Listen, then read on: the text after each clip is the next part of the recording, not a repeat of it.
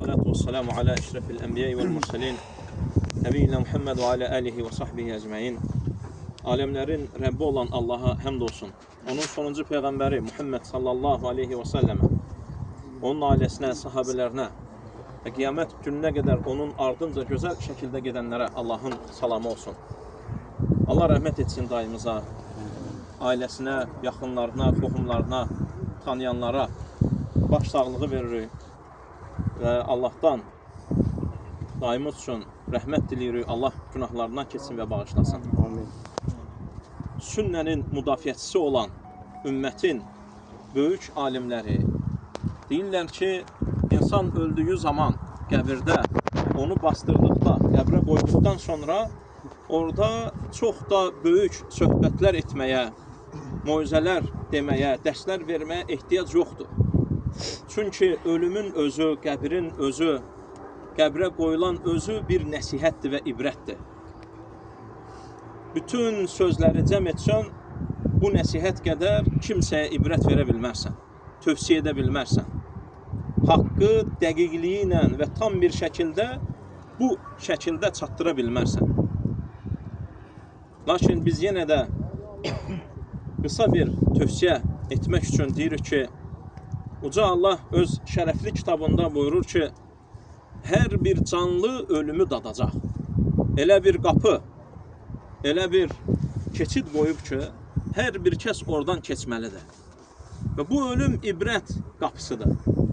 Hər bir kəs üçün ibrət alma, dərs alma, bu gündən sonra əməllərini düzəltmə, Allaha yönəlmə, ona getmə, onun yolunda addım atma başlanğıcı olmalıdır. Çünki Muhammed sallallahu aleyhi və səlləm ölümü bizə tərif edəndə, xəbər verəndə, ölümün nə olduğunu bizə danışanda deyir ki, ağızların dadını qaçırdan, ləzzətləri paramparça edən, sevincləri qaldıran ölümü çox xatırlayır.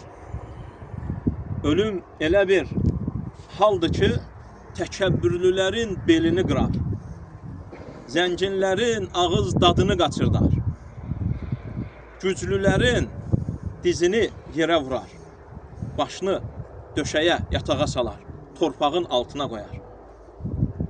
Bu haldan bizim üçün ibrət alacağımız bir şey var.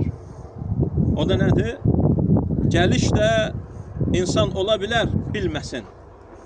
Lakin yaşadıqda, ibrətlər alındıqda, dərslər verildikdə, meçidlərdə əzanlar ucaldıqda, namazlara gəl, tək Allaha ibadət et deyildikdə, insan ağıl sahibi olduqdan sonra, yetkinlik yaşına çatandan sonra, cavanlıq dövründə, yaşlılıq dövründə, ahıllıq vaxtında isə ağıllı bir insan olur, başa düşür.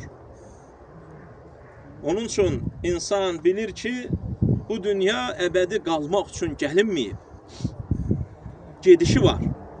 Bu qapıdır, keçiddir.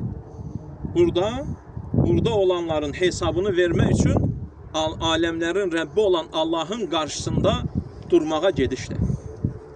Bura qədər nə olubsa olub.